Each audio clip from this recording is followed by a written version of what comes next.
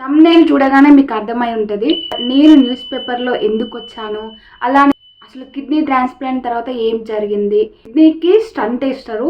So ఆ stunt అంటే ఏంటి, స్టంట్ ఎప్పుడు తీస్తారు, స్టంట్ అంటే ఎలా ఉంటుంది, అలా నాకు స్టిచ్చెస్ ఎన్ని పడ్డాయి, స్టిచ్చెస్ ఎలా తీశారు, స్టిచ్చెస్ థ్రెడ్తో వేసారా పిన్స్తో వేసారా, మెడిసిన్ ఎలా యూజ్ చేశాను, వాటర్ ఎన్ని లీటర్స్ తాగాను. సో అన్నీ నేను స్టెప్ బై స్టెప్ చెప్తానండి. మీరు ఈ వీడియో అసలు స్కిప్ చేయకుండా ఫుల్గా చూడండి. సో ఈ వీడియో చూసిన వాళ్ళలో కిడ్నీ ట్రాన్స్ప్లాంట్ చేసుకున్న వాళ్ళు ఎవరైనా ఉంటే అండ్ కిడ్నీ ట్రాన్స్ప్లాంట్ తర్వాత మీ కిడ్నీ ట్రాన్స్ప్లాంట్ కూడా ఈ ప్రాసెస్లోనే జరిగిందో లేదో కామెంట్ చేయండి. మీరు ఎలా ఉన్నారు అనేది కూడా కామెంట్ చేయండి. ఈ వీడియోకి అయితే ఒక 200 లైక్స్ ఎక్స్పెక్ట్ చేస్తున్నాను. ఎందుకంటే ఒక 1000 మెంబర్స్ చూస్తే అందులో కనీసం 100 మెంబర్స్ అయినా లైక్ చేస్తారేమో అని నేను అనుకుంటున్నా. ప్లీజ్ ఈ వీడియో చూసిన వాళ్ళందరూ ఒక్క లైక్ చేయండి. మీరు లైక్ చేయడం వల్ల ఇలా కిడ్నీ డిసీజ్తో బాధపడే వాళ్ళకి ఈ వీడియో అనేది షేర్ అవుతుంది. సో మీకు ఈ వీడియో మీ దగ్గర వరకు వస్తే చూసి ఒక లైక్ చేయండి, ఎలా ఉంది అనేది ఒక కామెంట్ చేయండి, అలానే హైప్ చేయండి. కొత్తగా మన ఛానల్ చూస్తున్నట్టయితే వెంటనే సబ్స్క్రైబ్ చేసుకోండి. ముందు వీడియోలో అయితే కిడ్నీ ట్రాన్స్ప్లాంట్ నాకు ఎలా జరిగింది, అమ్మ నాకు కిడ్నీ ఎలా ఇచ్చింది, అమ్మ కిడ్నీ ఎలా పెట్టారు, కిడ్నీ ట్రాన్స్ప్లాంట్ తర్వాతకి ట్రీట్మెంట్ ఏం చేశారు, కిడ్నీ ట్రాన్స్ప్లాంట్లో ఎన్ని సర్జరీస్ జరిగాయి, నేను ఎంత ఇబ్బంది పడ్డాను కిడ్నీ ట్రాన్స్ప్లాంట్తో.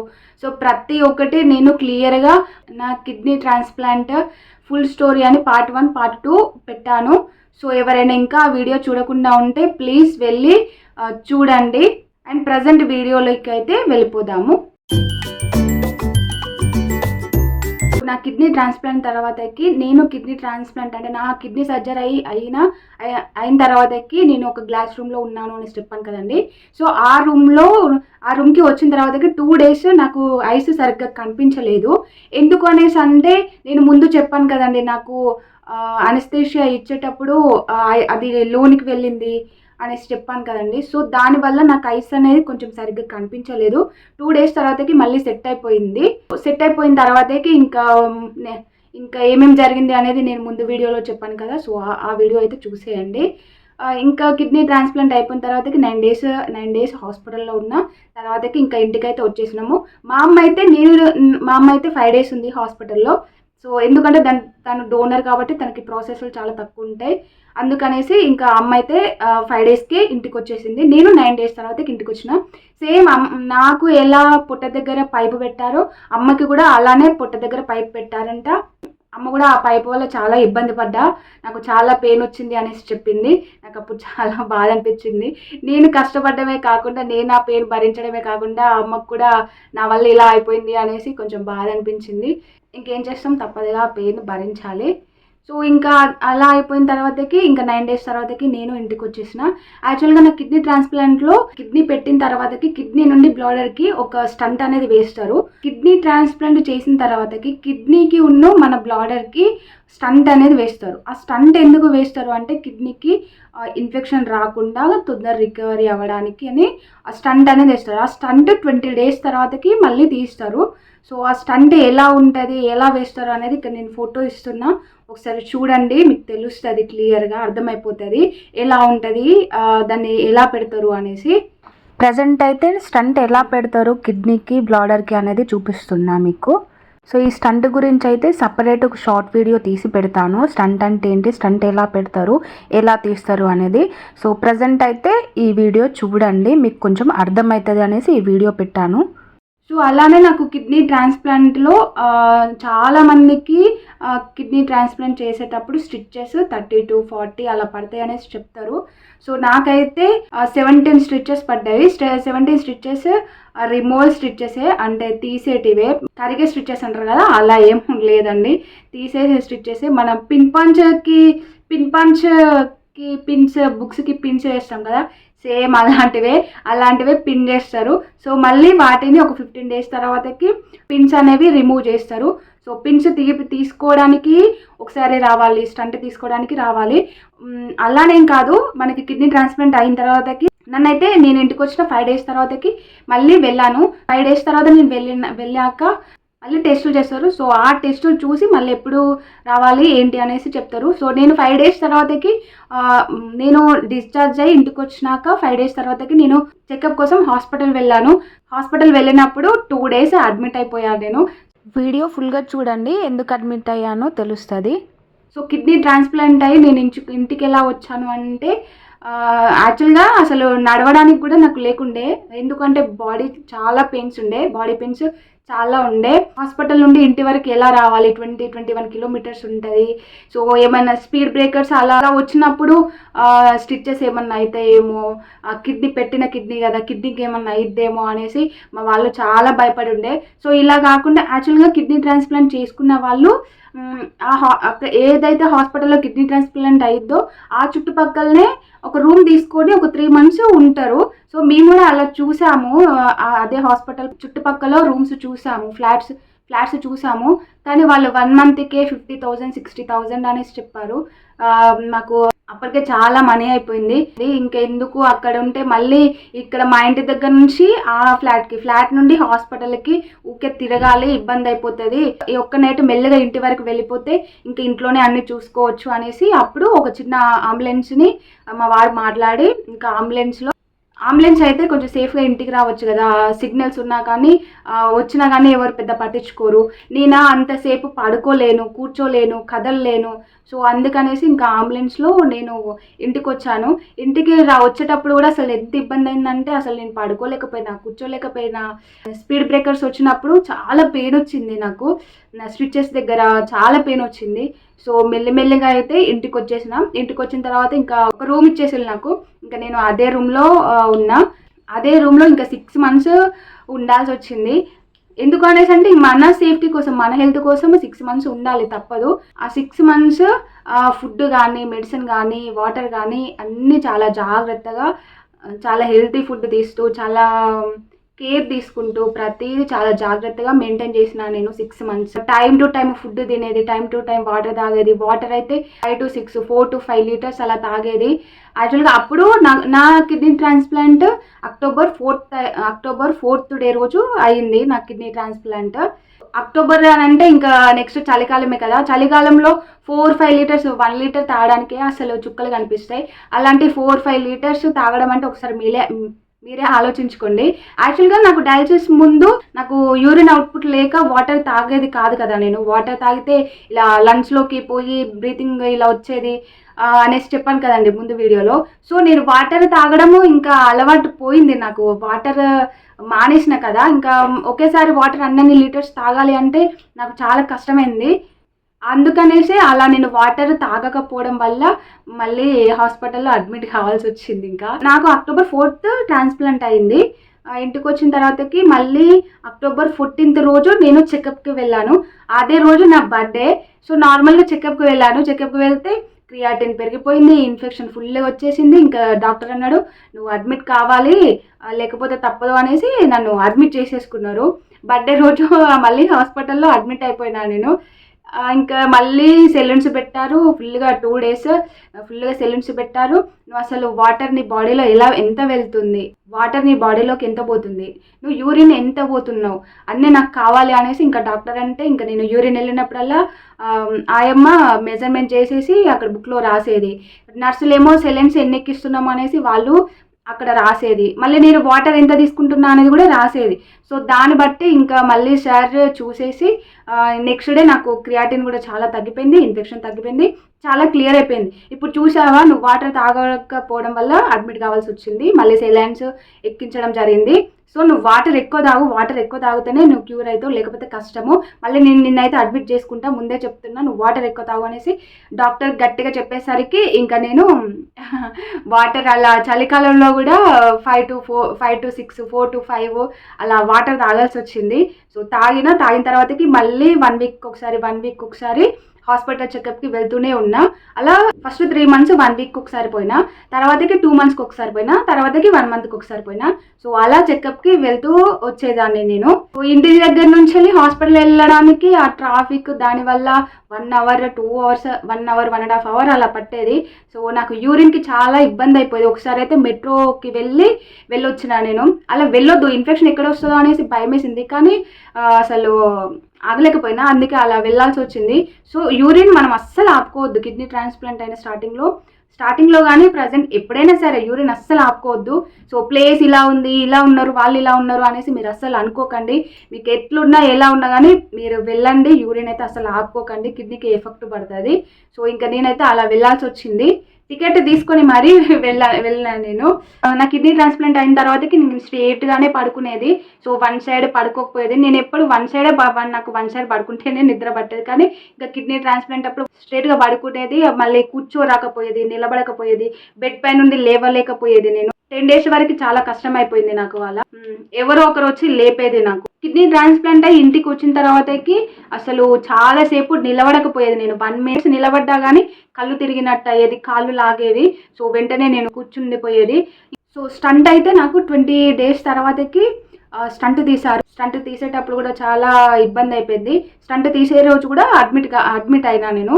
అడ్మిట్ అయితే ఒక 1 hour తర్వాతకి వాళ్ళ ఐసీయూకి తీసుకుపోయి స్టంట్ తీసేశారు. స్టంట్ తీసిన తర్వాత కూడా మీకు ఇలా స్టంట్ వేసాము కదా, ఇదిగో స్టంట్ తీసాము అనేసి స్టంట్ కూడా చూపించారు వాళ్ళు. ఎందుకు అలా చూపించారంటే వాళ్ళకి మళ్ళీ ఏ ప్రాబ్లం ఉండదు కదా, మనము కూడా క్వశ్చన్ చెయ్యం కదా, మీరు స్టంట్ తీయలే, నాకు ఇలా ప్రాబ్లం అయింది అనేసి. సో అందుకనేసి వాళ్ళు స్టంట్ తీసిన తర్వాతకి ఇదిగో మీ స్టంట్ తీసాము అనేసి చూపించారు. ఇంకా స్టిచ్చెస్ అయితే నా కిడ్నీ ట్రాన్స్ప్లాంట్ అయినాక 18 daysకి స్టిచ్చెస్ తీశారు. సో స్టిచ్చెస్ తీసేటప్పుడు కొంచెం పెయిన్ వచ్చింది. కానీ ఆ మేడం చాలా చిన్నగా తీసింది, చాలా బాగా అనిపించింది. కానీ మరి అంత పెయిన్ ఏం అనిపించలేదు. పిన్సే కదా, సో పిన్స్ మెల్లిగా తీశారు. పిన్స్ అవి ఎలా అంటే మనం బుక్కి పిన్ వేసిన తర్వాతకి నేల్స్తో పిన్స్ తీస్తాం కదా, సేమ్ మేడం కూడా అలానే తీసింది. స్టంట్ తీసిన తర్వాతకి స్టిచ్చెస్ తీసిన తర్వాతకి చాలా అంటే చాలా రిలీఫ్గా, చాలా యాక్టివ్గా అయిపోయినా. ఇంకా నేను ఇంకా ఏ ప్రాబ్లం లేదు కదా, హ్యాపీగా తినొచ్చు ఉండొచ్చు అనేసి అనిపించింది. దానికంటే ముందు ఆ 20 days అంటే ఇక దగ్గర 1 month అనుకున్నా. 1 month అయితే స్టంట్ ఎలా తీస్తారు అంటే నాకు చాలా మంది చెప్పిళ్ళు, స్టంట్ ఇలా తీస్తారు, ఇలా అనస్థేషియా ఇస్తారు, ఇలా పెయిన్ వస్తుంది అనేసి చెప్పారు. కానీ చాలా అంటే చాలా టెన్షన్ పడ్డా నేను. అసలు స్టంట్ ఎలా తీస్తారు ఏంటి అనేది. తీసిన తర్వాతకి అమ్మాయి అనిపించింది. తీసేటప్పుడు అయితే చాలా పెయిన్ వచ్చింది, గలీజ్ అనిపించింది, అన్నీ అనిపించినాయి నాకు. కానీ చాలా అంటే చాలా భయపడ్డా. స్టిచ్చెస్ అప్పుడు కూడా చాలా భయపడ్డా. ఎంత భయపడ్డానో అంత స్లోగా, అంత నెమ్మదిగా తీసింది మేడము. సో అవి 2 అయిపోయినాకనైతే చాలా అంటే చాలా రిలీఫ్ అయిపోయినా నేను. అమ్మకైతే అలా స్టంట్ ఏం వేయలేదు, ఎందుకంటే అమ్మ కిడ్నీ నేను పెట్టుకున్నా కాబట్టి నా కిడ్నీ ఇన్ఫెక్షన్ రావద్దు, తొందరగా క్యూర్ అవ్వాలి అనేసి స్టంట్ నాకేశారు. సో అమ్మకైతే స్టంట్ ఏమి వేయలేదు, కానీ స్టిచ్చెస్ వేశారు కదా. సో అమ్మకి నాకు స్టిచ్చెస్ ఒకేసారి తీశారు. అమ్మ కూడా చాలా అంటే చాలా టెన్షన్ పడ్డది, చాలా భయపడ్డది స్టిచ్చెస్ ఎలా తీస్తారు ఏంటి అనేది. సో అమ్మ కూడా స్టిచ్చెస్ తీపించుకున్నాక చాలా ఫ్రీ అయిపోయింది. సో కిడ్నీ ట్రాన్స్ప్లాంట్ తర్వాతకి డోనర్కి అంటే మా అమ్మకి ఎలా ఉంది, డోనర్ ఎలా ఉంటారు, వాళ్ళకి మెడిసిన్స్ ఉంటాయా లేవా అనేసి మీకు ఏమైనా డౌట్స్ ఉంటే కామెంట్ చేయండి. సో డోనర్ గురించి అంటే మా అమ్మ నాకు కిడ్నీ ఇచ్చిందిగా, మా అమ్మ గురించి అంటే కిడ్నీ ట్రాన్స్ప్లాంట్ తర్వాత ఎలా ఉంది, మెడిసిన్స్ ఏమి యూజ్ చేసింది, ఎలా ఉంటుంది అనేది మీకు సపరేట్ వీడియో చేసి అప్లోడ్ చేస్తాను. సో మీకు అలా ఎవరికైనా వీడియో కావాలి అంటే కామెంట్ చేయండి, డోనర్ ఎలా ఉండాలి ఏంటి అనేది చెప్పండి అనేసి కామెంట్ చేస్తే నేను నెక్స్ట్ అమ్మ గురించి సపరేట్ వీడియో తీసి పెడతాను. సో చాలా మందికి అయితే అసలు న్యూస్ పేపర్లో ఎందుకు వచ్చింది అనే డౌట్ వస్తుంది కదా. సో నేను న్యూస్ పేపర్లో ఎందుకు వచ్చాను అంటే మాకప్పుడు మనీకి చాలా అంటే చాలా ఇబ్బంది అయిపోయింది. డయాలసిస్కి చాలా మనీ అయిపోయింది. టెస్టులు, డయాలసిస్ వీక్లీ 3 times వెళ్ళడం రావడము, అందులో ఇంకా మెడిసిన్స్, ఇంజెక్షన్స్, ఒక్క ఇంజెక్షన్కే 1300, 3000 అలా ఉండేది, ఐరన్ ఇంజెక్షన్స్. సో ఇంకా అన్ని చాలా అంటే ఇక చాలా ఖర్చు అయిపోయింది. మళ్ళీ దానికంటే ముందు ఏంటి అంటే నా పెళ్ళి ఇంకొక 1 year అవుద్ది అనగా మా నాన్న ఇల్లు కట్టిండు. సో మనీ అంతా ఇల్లుకి అయిపోయినాయి. ఇల్లు అయిపోయిన 1 yearకే నా మ్యారేజ్ ఫిక్స్ అయిపోయింది. సో నా మ్యారేజ్కి ఇంకా కట్నం, పెళ్లి ఖర్చులు చాలా ఉంటాయి కదా. సో నా పెళ్ళి అప్పుడే కొంత మా నాన్న అప్పు చేసిండు. సో ఆ మనీ అలా ఉండే. నా పెళ్ళైన 6 monthsకి ఇంకా నాకు కిడ్నీస్ ఫెయిల్యూర్ అయిపోయినాయి. సో అలా ఫెయిల్యూర్ కావడం వల్ల నా పెళ్ళికి ఇంకా కొంతగా అప్పు చేసిండు మా నాన్న. సో అది అప్పు తీర్చడానికి కొంచెం టైం పడతాయి కదా. ఆ టైం ఏమో కానీ నా మ్యారేజ్ అయిన 6 monthsకే ఇంకా నా కిడ్నీస్ ఫెయిల్యూర్ అయిపోయినాయి. ఇలా కిడ్నీస్ ఫెయిల్యూర్ అయిపోయినాయి అనే ఆ మాటనే కోలుకోవడానికి చాలా టైం పట్టింది మా నాన్నకి. నా కిడ్నీ ట్రాన్స్ప్లాంట్ అయ్యేంత వరకు అసలు తన కిడ్నీస్ ఫెయిల్యూర్ కాలేదు అనేసి మా నాన్న అలా ఉండిపోయిండు. ఇంకా అది అయిపోయిన తర్వాతకి డయాలసిస్ స్టార్ట్ అయిపోయింది. సో అటు మా నాన్న నా నా నాకు పెళ్ళి అప్పుడు ఆయన అప్పు, ఇంకా ఇల్లు చేసింది. ఇల్లప్పుడు ఏం అప్పు చేయలేదు, ఇంట్లో ఉన్న మనీతోటి ఇల్లు చేసేసిండు. పెళ్ళప్పుడు కొంత అప్పు చేసిండు. సో ఇంకా 6 monthsకి నాకు ఇలా అయిపోయేసరికి మా నాన్న చాలా అసలు మనీ ఎలా ఎలా అనేసి చాలా అప్పటికి వీళ్ళని అడిగి తీసుకొచ్చి పెట్టిండు. మా వారు కూడా పెట్టారు డయాలసిస్ అప్పుడు, నేను అడ్మిట్ అయినప్పుడు ట్రాన్స్ప్లాంట్ కూడా పెట్టుకున్నారు. మా వారు ఒక 30% పెట్టుకుంటే మా నాన్న వాళ్ళు ఒక 70% అలా పెట్టుకున్నారు. అండ్ అలా అయినా సరే నాన్నకి చాలా డయాలసిస్ వరకు చాలా అప్పులు అయిపోయినాయి. ఇంకా కిడ్నీ ట్రాన్స్ప్లాంట్ ఎలా చేపిద్దాము ఏంటి, మళ్ళీ మా అమ్మకి పెట్టాలి, మా నాన్న పెట్టేసరికి మా వారు కూడా హెల్ప్ చేశారు. సో ఎంతైనా కొంత ఎక్కువైతే నాన్న పెట్టారు కాబట్టి ఇంకా మా నాన్నకి సో ఇద్దరికి పెట్టాలి. తర్వాత నా దగ్గర మనీ లేవు, నేను ఎలా పెట్టుకోవాలి ఏంటి అనేసి చాలా ఆలోచించిండు. ఒక అతను మా నాన్నకి చెప్పారంట, అంటే ఒక అతను చెప్పడం అంటే మా సైడ్ ఒక అక్కకి క్యాన్సర్ వస్తే ఒక అంకుల్ అలానే గ్రూప్లలో షేర్ చేయడం, న్యూస్ పేపర్లో అలా హెల్ప్ చేయండి అనేసి పెడితే ఆ అక్కకి హెల్ప్ చేశారు చాలా మంది. సో ఆ అంకుల్ మా నాన్నకి చెప్తే మా నాన్న కూడా ఇలా న్యూస్ పేపర్లో వేయడము, గ్రూప్స్లలో నా ఫోటో పెట్టి ఇలా హెల్ప్ చేయండి అనేసి పెట్టి ఫోన్ నెంబర్స్ పెట్టి, సో ఇక్కడ మీకు ఫోటో ఇస్తున్నాగా చూడండి, సో ఇలా పెట్టేసి గ్రూప్లలో షేర్ చేయడము, న్యూస్ పేపర్స్లో ఇవ్వడము అలా చేసిండు. సో అప్పుడు మాకు మనీ ఎంత వచ్చినాయి అంటే చాలా మంది అప్పుడు ఏంటంటే ఇదంతా ఫేక్ ఇలాంటివి చాలా వస్తున్నాయి నమ్మకండి అనేసి చాలా మంది అది ఫేక్ అనేసి వదిలేశారు. కానీ కొంతమంది అయితే హెల్ప్ చేశారు. సో అప్పుడు మాకు 2,90,000 ఏమో వచ్చినాయి. సో ఆ 2,90,000కి మా నాన్న కొంతమందిని అప్పు అడిగి, మా వారు కూడా ఇంకొంతమందిని అప్పు అడిగి, సో ఆ అప్పు డబ్బులు అంటే ఈ డబ్బులు అన్ని కలిపేసి ఇంకా నా కిడ్నీ ట్రాన్స్ప్లాంట్ అయితే ఆ మనీ తోటి అలా జరిగింది. సో నాకు హెల్ప్ చేసిన వాళ్ళందరికైతే నేను ఇప్పటికే కాదు ఎప్పటికైనా కానీ హార్ట్ఫుల్గా థ్యాంక్ యూ చెప్తాను. ప్రజెంట్ కూడా అందరికీ నాకు అప్పుడు హెల్ప్ చేసిన ప్రతి ఒక్కరికి చాలా అంటే చాలా థ్యాంక్ యూ. ఈ వీడియో నాకు హెల్ప్ చేసిన వాళ్ళు ఎవరైనా చూస్తున్నట్టయితే ప్లీజ్ కామెంట్ చేయండి. ఎందుకంటే అప్పుడు ఎవరెవరు హెల్ప్ చేశారు అనేది తెలియదు కదా మనకి. సో అందుకనేసి అంటున్నా, ఎవరైనా ఈ వీడియో చూస్తే కామెంట్ చేయండి, మీ పేరు కామెంట్ చేయండి. చాలా మంది అయితే హెల్ప్ చేశారు. సో అలా నా కిడ్నీ ట్రాన్స్ప్లాంట్కి మనీ అలా సెట్ అయిపోయింది. అలా నా కిడ్నీ ట్రాన్స్ప్లాంట్ జరిగింది. మా ఊరి వాళ్ళు కూడా చాలా హెల్ప్ చేశారు మనీ విషయంలో. సో అలా నేను న్యూస్ పేపర్లో రావాల్సి వచ్చింది. సో అందుకే నేను న్యూస్ పేపర్లో వచ్చాను. ఇప్పటికి కూడా ఇంకా మనీ అవుతూనే ఉన్నాయి. ఇప్పటికి కూడా చాలా మనీ అవుతూనే ఉన్నాయి. మెడిసిన్స్ కానీ టెస్టులకు కానీ చాలా అవుతూనే ఉన్నాయి. ఇంకా కిడ్నీ ట్రాన్స్ప్లాంట్ అయిన తర్వాతకి ఇంకా మనీ గురించి పట్టించుకోవద్దు. మనీ గురించి ఆలోచిస్తే ఇంకా మనం చాలా లో అయిపోతాము, ఇంకా వీక్ అయిపోతాము. అయ్యో నా వల్ల మనీ అవుతుంది, అయ్యో నా వల్ల ఇలా అవుతుంది అనేసి ఆలోచిస్తే ఇంకా చాలా లో అవుతాము. సో మనీ ఏముంది, సంపాదించుకుంటే వస్తూనే ఉంటాయి. మన హెల్త్ బాగున్నాక మనం సంపాదించుకుంటే వస్తూనే ఉంటాయి. సో మనీ గురించి అయితే అసలు ఆలోచించకండి. ఈ సిచ్యువేషన్లో నేనైతే మీకు ఒక మాట చెప్తాను. సో ఎవరికైనా ఏమైనా హెల్ప్ కావాలి అని అంటే ప్లీజ్ హెల్ప్ చేయండి, అలా వదిలేకండి. మీరిచ్చే 1 రూపాయి అయినా సరే వాళ్ళకి చాలా హెల్ప్ అవుద్ది. సో అలా ఏమైనా ఉంటే హెల్ప్ చేయండి. నేనైతే ఎప్పుడైతే గ్రూప్లో నా ఫోటో గ్రూప్స్లో షేర్ అవ్వడము, నేను న్యూస్ పేపర్లో పడ్డము, సో అప్పటి నుండి నాకు ఎలాంటి ఫోటో వచ్చినా అంటే గ్రూప్లో ఎలాంటి తినకి కష్టం ఉంది, ఈ స్కానర్కి మనీ వేయండి, దీనికి హెల్ప్ చేయండి ఎంతో కొంత మనీ ఇచ్చి అనేసి నాకు ఇన్స్టా రీల్స్ చూసేటప్పుడు వచ్చినా కానీ గ్రూప్స్లో వచ్చినా కానీ నేను కన్ఫామ్గా నాకు తోచినంత అయితే నేను మనీ సెండ్ చేస్తాను. ఎందుకంటే మనం ఇచ్చే 1 రూపీ అయినా వాళ్ళకి హెల్ప్ అవుద్ది అనేసి. ఎందుకంటే నాకే అలా జరిగింది కదా, అందుకనేసి ఆ రోజు నుండి నేను కన్ఫామ్గా ఎవరైనా ఇబ్బందిలో ఉంటే కన్ఫామ్గా హెల్ప్ చేస్తాను. మనీ విషయంలో కానీ ఏ విషయంలో కానీ. మన హెల్త్ బాగున్నాక ఎంతైనా సంపాదించుకోవచ్చు అనేసి నేను ఇంకా అస్సలు మనీ గురించి అస్సలు పట్టించుకోను. మనీ గురించి మీరైనా సరే డబ్బుల గురించి అస్సలు ఆలోచించకండి. హెల్త్ విషయంలో మీకు ఎవరైనా అలా హెల్ప్ చేయండి అని అడిగితే పక్కాగా హెల్ప్ చేయండి. ఇంతవరకు గుర్తున్న పాయింట్స్ అయితే మీతో షేర్ చేసుకున్నాను. సో ఇంకా నాకు పాయింట్స్ గుర్తు వస్తే నెక్స్ట్ వీడియోలో మీతో షేర్ చేసుకుంటాను. సో మీకు ఈ వీడియో ఎలా అనిపించిందో కామెంట్ చేయండి. డోనర్ గురించి కావాలి అంటే మా అమ్మ గురించి, కిడ్నీ ట్రాన్స్ప్లాంట్ తర్వాతకి అమ్మకి మెడిసిన్స్ ఎలా ఇచ్చారు, అమ్మ ఎలా ఉంది, అమ్మకి ట్రీట్మెంట్ ఏంటి, అమ్మ ఎప్పుడు కోలుకుంది, అంటే అమ్మ ఎన్ని మంత్స్కి సెట్ అయిపోయింది అనేది ప్రతిదీ మీకు కావాలి అంటే మెసేజ్ చేయండి. నేను అమ్మ గురించి సపరేట్గా ఒక వీడియో చేసి అప్లోడ్ చేస్తాను. సో ఇంకా మీకు ఏమైనా డౌట్స్ ఉంటే కామెంట్ చేయండి, నేను నెక్స్ట్ వీడియోలో మీ డౌట్స్ క్లియర్ చేస్తాను. ఈ వీడియో మీకు ఎలా అనిపించిందో కామెంట్ చేయండి.